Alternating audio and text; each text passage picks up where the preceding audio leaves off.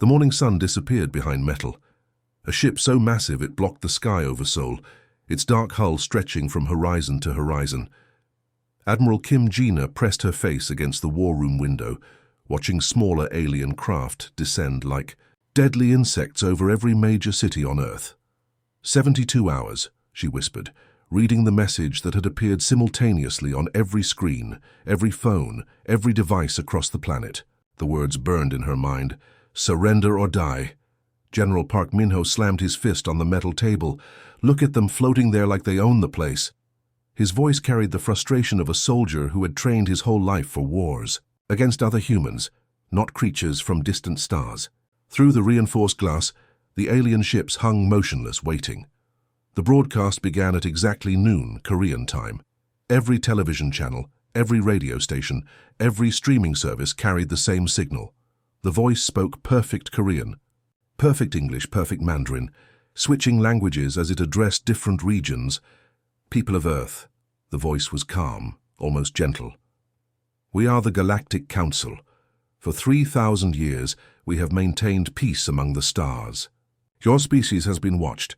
You fight endless wars. You poison your world. You will destroy yourselves and others if left unchecked. Admiral Kim Jina felt her jaw clench. The alien continued. We offer mercy. Surrender your weapons. Abandon your governments. We will relocate your people to suitable worlds where you can live in harmony under our guidance. You have 72 hours to decide. Refuse, and we will be forced to protect the galaxy from your violence. The transmission ended. Silence filled. The war room. Primitives, General Park Min-ho spat. They think we're cave dwellers who just discovered fire. He gestured toward the screens, showing alien ships over Tokyo, London, New York, Mumbai. They didn't even bother to land, just hovering up there, looking down at us like insects. But Dr. Lee Soo remained quiet in the corner, his weathered hands folded over a tablet that showed classified files dating back decades, while politicians on television called for immediate surrender, and protesters filled the streets with signs reading, "Give peace a chance." He remembered different times. Secret meetings in underground facilities, crashed alien scouts found in remote deserts, technology that shouldn't exist, carefully reverse-engineered over 30 years of preparation. The phone calls started within minutes, world leaders begging for guidance, military commanders demanding orders, scientists offering theories about alien psychology, everyone talking, everyone afraid. Kim Jina answered none of them. She walked to the secure communication panel and opened a channel that officially didn't exist. Status report from all dark sites, she said into the microphone. Responses came back immediately, voices from facilities that appeared on no government budget, hidden in mountains and ocean floors, and places the aliens had never thought to look. Lunar Base 7, all systems green. Arctic Station, weapons charged and ready. Pacific Deep, cloaking systems operational. Sahara installation standing by. Dr. Lee Soo finally stood up, his tablet showing satellite feeds the public would never see. Admiral, they made their first mistake. Which is? They announced themselves, gave us a deadline. If they really wanted to destroy us, they would have done it already. He touched the screen, zooming in on the alien fleet. They need something from us, information, resources, maybe just the satisfaction of watching us surrender. That need makes them vulnerable. General Park Min-ho frowned. How? Do you figure that? Because, Dr. Lee Soo said, walking to the main display, 30 years ago when their first scout ship crashed in the Gobi Desert, we learned something important. They're not gods. They're just people from somewhere else, with better toys. He pulled up technical schematics that made both officers step closer. And we've had 3 decades to study their toys. Outside, panic gripped the world. Stock markets crashed. Emergency broadcasts urged calm. Religious leaders proclaimed the end times, while others called it humanity's greatest test. Inside the war room, Admiral Kim Jina felt something she hadn't experienced in years. Not fear, not desperation, but the cold focus that came before a fight she intended to win. "Doctor," she said quietly, "show me these options." As night fell over Seoul, the alien ships maintained their silent vigil, confident in their superiority. They had conquered dozens of worlds exactly this way. A show, a force, a reasonable demand, inevitable surrender. Always the same pattern. They had no idea that Earth was about to break every rule they thought they knew about conquest. Commander Vorth stretched his 4 arms and gazed down at the blue marble below. From his flagship's observation deck, Earth looked so peaceful, so helpless. The primitive inhabitants were probably cowering in their shelters right now, waiting for salvation that would never come. "Status report," he commanded, his voice echoing through the bridge where dozens of his crew monitored the tiny world. "All ships maintaining position, Commander. No hostile activity detected. Their most advanced aircraft are still using chemical propulsion." His tactical officer's tone carried barely concealed amusement. "It's almost sad, really." Vorth nodded. 3,000 years of galactic conquest had taught him the pattern. Show overwhelming force, offer terms, watch them surrender. Sometimes, a few rebels would fire their pathetic weapons, but that only made the final cleanup easier to justify. 48 hours remaining, he announced. Begin target acquisition for major population centers. When they inevitably refuse our generous offer, I want this finished in 6 hours. But 240,000 miles away, Captain Choi Yuna was having a very different conversation. Lunar base. 7 to all dark stations, she whispered, faint to her headset, watching Earth through the reinforced windows of humanity's most classified installation. Final systems check. We go live in 36 hours. The responses came back one by one, voices from places that officially didn't exist. Antarctic Deep Station operational, particle cannons charged. Asteroid mining platform Delta 7 ready. Kinetic bombardment systems armed. Orbital platform Whisper acknowledging, cloaking field stable. For 30 years, while the world went about its daily business, thousands of people had worked in absolute secrecy. The Gobi Desert crash site in 1994 had changed everything. One damaged alien scout, one intact power core, one opportunity to peek behind the curtain of galactic technology. Dr. Lee Su had been a young engineer then, fresh out of university, assigned to a project that didn't officially exist. The alien ship's computer systems were unlike anything human science had imagined. Energy sources that bent physics, materials that shouldn't be possible, weapons that could crack planets. But humans had one advantage the aliens never expected. They were really good at stealing ideas and making them better. "Sir, we've got movement on the dark side installations," reported Lieutenant Park Dong from his console deep beneath the Colorado Rockies. Around him, technicians monitored systems that would make alien engineers weep with envy. Dr. Lee Su nodded, checking his tablet. The lunar manufacturing facilities had been the hardest to hide, but also the most important. Low gravity made it possible to build ships that could never be constructed on Earth. Ships that looked human from the outside, but carried hearts of alien fire. "How many vessels do we have ready?"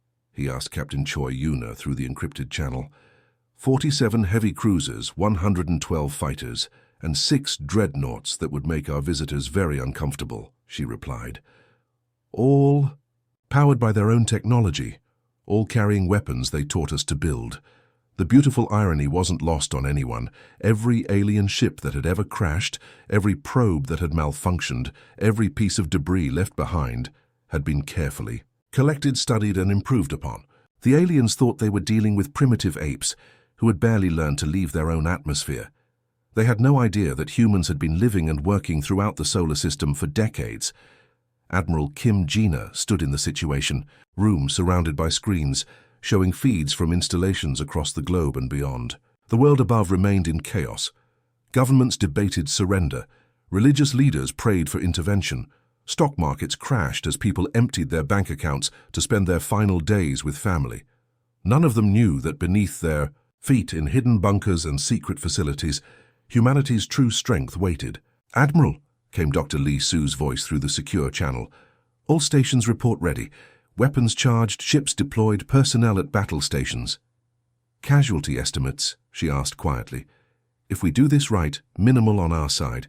For them," he paused. "They came here expecting to fight cavemen with sticks. Instead, they're about to meet cavemen who stole their guns and learned how to use them better."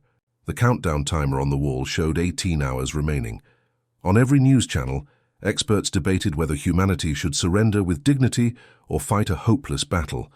Politicians made speeches about sacrifice and survival, but in the depths of Cheyenne Mountain, Admiral Kim Jina was making final preparations for the most important military operation in human history. All stations, this is Admiral Kim. Execute Phase 1 in 12 hours. Remember, they think we're primitives. Let's keep it that way until it's too late for them to matter. As Earth turned toward what the aliens expected to be humanity's final dawn, Commander Vorth relaxed in his command chair, already planning the victory celebration. He had no idea that the prey had been preparing to become predators. The 72-hour deadline passed at exactly 12 p.m. Seoul time. Commander Vorth sat in his command chair, watching the primitive world below with mild disappointment. He had actually hoped these humans might show some backbone, give his crew a little excitement before the inevitable surrender. Still no response. "From the surface, Commander," reported his communications officer. "Shall we begin the demonstration bombardment?" Vorth waved a dismissive hand. "Target their largest military installations first, something dramatic to help them understand their position." The flagship's main weapon began charging, its energy signature building to planet-cracking levels. Around the fleet, smaller vessels moved into bombardment positions over major cities. 3,000 years of experience had taught the Galactic Council that most species needed to see their defenses destroyed before accepting reality. That's when the first explosion lit up the darkness of space. The alien destroyer Kethmore simply vanished in a ball of fire and debris. One moment it was moving into position over New York, the next it was scattered atoms drifting in the solar wind. "What happened?" Vorth demanded, his relaxed posture evaporating as alarms began blaring across the bridge. "Unknown, sir. Kethmore just exploded." Before anyone could respond, 3 more ships died in rapid succession, not destroyed by visible weapons fire, not disabled by electromagnetic pulses, just gone, vaporized by attacks that came from nowhere. "Shields up! All ships! Combat formation!" Vorth screamed, but his orders were already too late. The space around Earth's moon shimmered like heat waves rising from summer pavement. Then the impossible happened.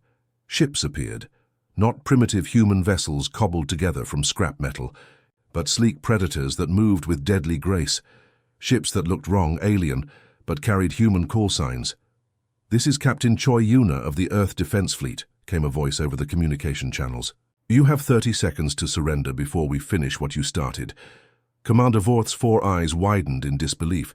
The ships surrounding his fleet weren't just advanced, they were using Galactic Council technology, energy signatures he recognized, weapon designs his people had perfected over millennia, shield configurations that should have been impossible for primitives to understand. "How do they have our technology?" he whispered, then screamed it as his flagship shuddered under concentrated fire from ships that shouldn't exist. The answer came from Lieutenant Yoon Tai, leading a boarding party through the hull breach that had just opened in the alien command ship. While Vorth's crew ran their calculations and followed their protocols, trying to determine optimal response patterns, the humans did something the Galactic Council had never learned to handle. They improvised. "Left flank, go through the ventilation system," Yoon Tae whispered into his comm as alien security forces rushed toward the obvious breach point. "Right flank, use the cargo bay. I'm taking point through their main corridor." The aliens had perfect defensive positions, superior numbers, and home field advantage. What they didn't have was experience fighting an enemy that refused to follow logical attack patterns. While the alien commander deployed his forces to counter the main assault, Yoon Tae's team came through the walls. While alien tactical computers calculated firing solutions for the cargo bay breach, humans appeared in their command center through maintenance shafts.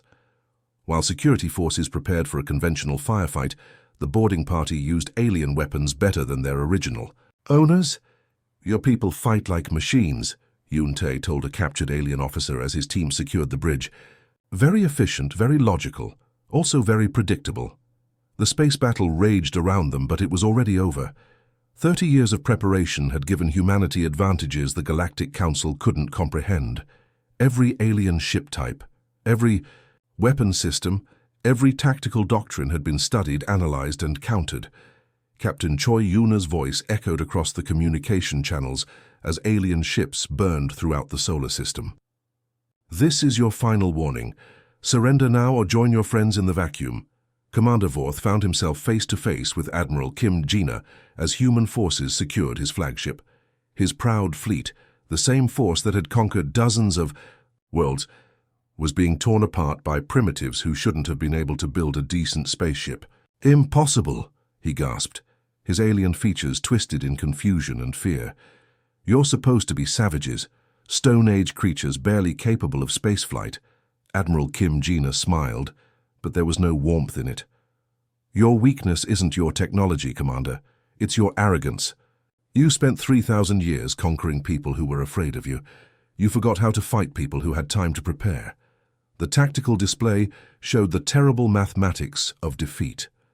Half the Galactic Council fleet burned in space, their crews either dead or captured. The surviving ships, their commanders finally understanding they were facing an enemy they couldn't defeat, began jumping to hyperspace. "Let them go," Admiral Kim ordered as her officers prepared to pursue. "Let them carry the news back to their masters." Commander Vorth was led away in restraints, his mind struggling to process what had happened. The galaxy's most powerful military force defeated by creatures they had dismissed as primitive animals. As the last alien ships disappeared into hyperspace, Earth's hidden fleet began decloaking throughout the solar system. Hundreds of vessels built in secret, powered by stolen technology, crewed by people who had spent decades preparing for this moment. The trap had worked perfectly. Now the real war could begin. The great chamber on Korvax Prime had never seen such chaos. For 3,000 years, the Galactic Council had met in perfect order, their decisions flowing smoothly from debate to decree. Now the vast circular hall echoed with shouting, accusations, and something the Council had never experienced before: fear. Councillor Nexus slammed his crystalline appendage against the speaking podium, his entire body glowing with agitated energy. "Explain to me how a species we classified as Level 2 primitives just destroyed Admiral Vorth's entire battle fleet." The chamber fell silent. 12 species, each representing billions of citizens across hundreds of worlds, stared at the holographic display showing the wreckage drifting through Earth's solar system. Ships that had conquered star systems reduced to glowing debris by creatures who supposedly had barely mastered spaceflight. "Our intelligence networks failed completely," admitted Councillor Thekra, her serpentine form coiled in obvious distress. "Every report, every assessment, every prediction about human capabilities was wrong." "Wrong?" Nexus's voice cracked like breaking glass. "We've been watching them for decades. They fight wars with chemical explosives and metal projectiles. Their fastest ships can barely reach their own moon." But even as the Council argued, the damage was spreading far beyond their emergency chamber. News of Earth's victory traveled through hyperspace communication networks faster than their fastest ships. On 1,000 worlds, in 1,000,000 cities, beings who had lived under Council rule their entire lives heard something impossible. The mighty Galactic Council could be defeated. Captain Choi Yuna stood on the bridge of her flagship, watching the hyperspace jump coordinates scroll across her screens. The Liberation Fleet had grown from 47 ships to over 200 as they moved from system to system. Not all the new vessels were human. Species that had submitted to Council rule centuries ago were dusting off hidden warships and joining the fight. "Next target is the Kepler system," reported Lieutenant Park Hyun from the navigation station. 3 enslaved worlds, approximately 2 billion inhabitants under Council occupation.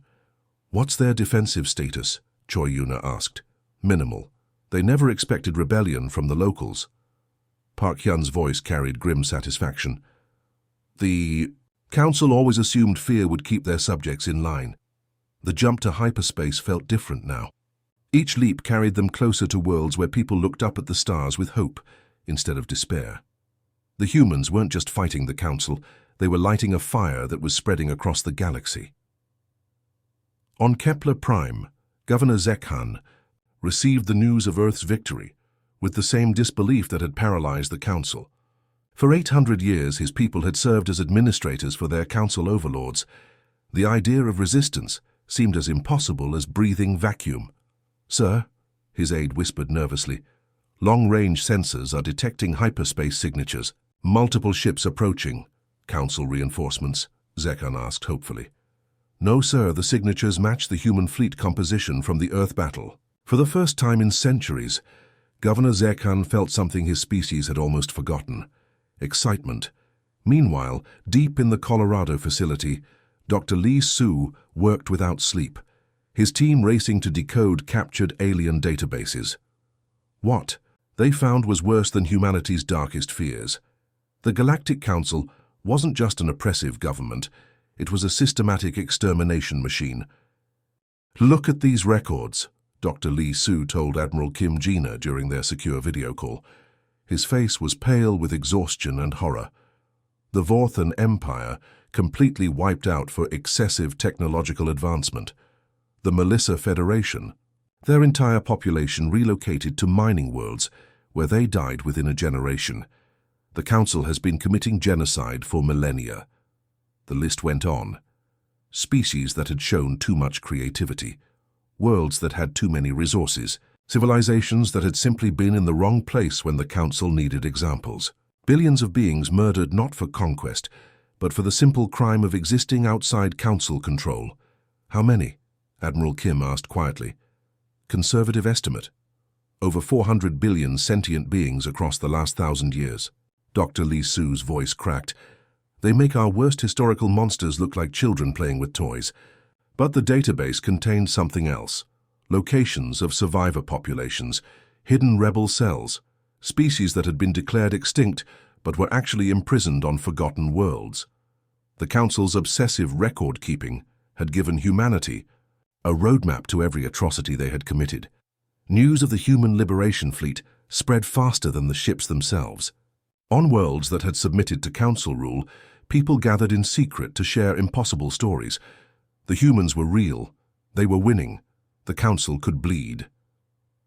Councillor Nexus stared at the reports flooding in from across the galaxy.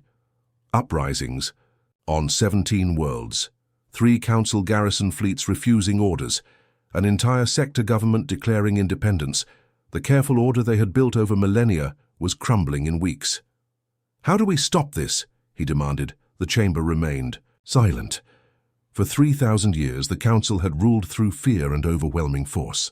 They had never learned to fight an enemy that inspired hope instead of terror. "We recall all fleets to defend the core worlds," suggested Councillor Thekra weakly. "And leave the outer systems to join the humans?" Nexus's form blazed brighter. "Every world we abandon becomes another ally for Earth." The truth was becoming clear to every Council member, though none wanted to speak it aloud. They weren't just fighting humanity. They were fighting every species they had ever oppressed, every world they had conquered, every dream of freedom they had crushed.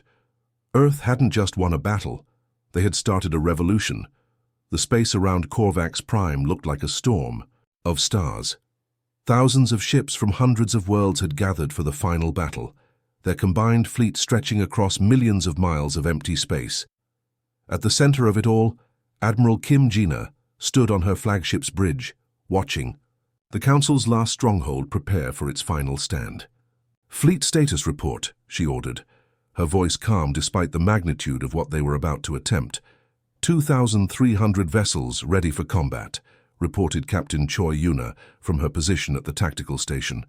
Human ships, Vorthan survivors, Melissa resistance fighters, Kepler defense forces, and representatives from 47 other liberated worlds. Never in galactic history had such a diverse fleet fought together. The Council had always conquered through division, keeping species separate and suspicious of each other. Now their greatest fear had come true: unity among their former subjects. On the surface of Korvax Prime, the Council's emergency bunkers buzzed with desperate activity. Commander Keithvar, hastily promoted after Vorth's capture, studied the tactical displays with growing horror. "They're not following any known battle doctrine," he reported to the Council leadership. "Human ships break formation without warning. Alien vessels cover their retreat, then reform in completely different configurations. Our targeting computers can't predict their movements." Councillor Nexus watched the approaching fleet with his species' equivalent of a frown. 3,000 years of conquest had taught the Council to fight predictable enemies. Species that followed logical patterns, used standard formations, fought according to established military theory. The approaching force did none of these things. How? Many defenders do we have? Nexus asked. 800 ships, all equipped with our finest weapons and shields, Kethvar replied. Superior technology, superior firepower, superior defensive positions. But as the battle began, superiority in technology meant nothing against opponents who refused to fight fair. Lieutenant Yun Tae led his squadron in a diving attack that should have been suicide. Council ships fired at where human vessels were supposed to be, not where they actually went. While alien computers calculated optimal intercept courses, human pilots flew by instinct, changing direction based on split-second decisions that no algorithm could predict. They're adapting faster than we can respond, Kethvar reported as his defensive lines crumbled. Every time we counter one of their tactics, they've already moved on to something new. The truth was becoming clear to every Council defender. They had spent millennia fighting conquered peoples who followed Council military doctrine, because that was all they knew. Humanity fought like no species they had ever encountered because humans had learned from everyone. Every alien ship in the Liberation Fleet carried human observers who had studied their tactics. Every human vessel incorporated technology and strategies from dozens of different worlds. The diversity that the Council had always seen as weakness had become humanity's greatest strength. Sir, they're breaking through the outer defense perimeter, reported a Council tactical officer, his voice cracking with stress. Admiral Kim Jina watched the battle unfold from her command center, coordinating attacks by species that had been enemies for centuries. Forthan fighters covered Melissa bombers. Kepler defense ships protected human cruisers. Former slaves fought alongside their liberators with a fury that Council forces couldn't match. They're not just fighting for victory, observed Dr. Lee Su, monitoring the battle from his research station. They're fighting for freedom, for revenge, for the right to exist without fear. The Council's final gambit came when Councillor Nexus himself took command of their most powerful dreadnought. We end this now, he declared, targeting Admiral Kim's flagship with weapons designed to crack planets. But Lieutenant Yun Tae's boarding parties were already inside the Council ship, moving through corridors with the same unpredictable tactics that had defeated them in space. While Council security forces waited at obvious breach points, humans came through the walls, the floor, even the ceiling. Surrender, Yun Tae told Councillor Nexus as human forces secured the bridge. Your empire is over, the ancient aliens. Crystalline form dimmed with defeat. Around them, the last Council ships were either surrendering or fleeing into deep space. 3,000 years of galactic domination ended not with a grand final stand, but with the simple recognition that tyranny could not survive when faced with united opposition. As the guns fell silent, Lieutenant Yun Tae opened a communication channel that reached every world in the galaxy. People of the stars, he began, his words carrying to billions of beings across thousands of worlds. We didn't come here to replace one empire with another. We came to ensure that no species would ever again kneel before masters who saw them as less than equal. The cheers that erupted across the galaxy could be heard even in the vacuum of space. Dr. Lee Su's discoveries from the Council databases became the foundation for something unprecedented: true cooperation between species. Technologies were shared freely. Worlds that had been stripped bare were restored. Species that had been declared extinct were brought back from hidden prisons and forgotten colonies. Admiral Kim Jina found herself appointed as the first director of the Galactic Federation, but with strict term limits and democratic oversight. Humanity had learned from Earth's own history that power corrupts, even when held by good people with noble intentions. The galaxy hadn't been ready for humanity's response to the Council's ultimatum. They had expected primitives who would surrender, or die trying to resist with inferior weapons. Instead, they discovered that humanity's greatest gift to the galaxy wasn't advanced technology or military genius. It was the simple idea that freedom was worth fighting for, that diversity made civilizations stronger, and that no being should bow to another simply because they were told to. The age of empires was over. The age of cooperation had begun.